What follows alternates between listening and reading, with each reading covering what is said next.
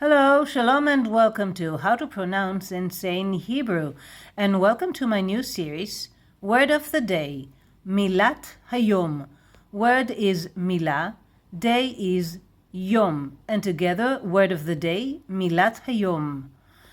And today, the word information. Information in Hebrew, it's a loan word. Informacja, Informacja.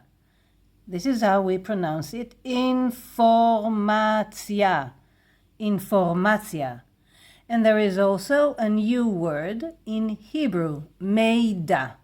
Miדע. So you can say Informacja, but you better say מידע.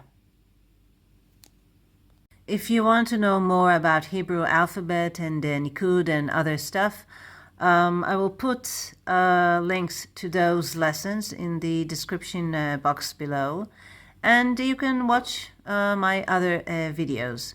So until next time, להתראות בקרוב. See you soon.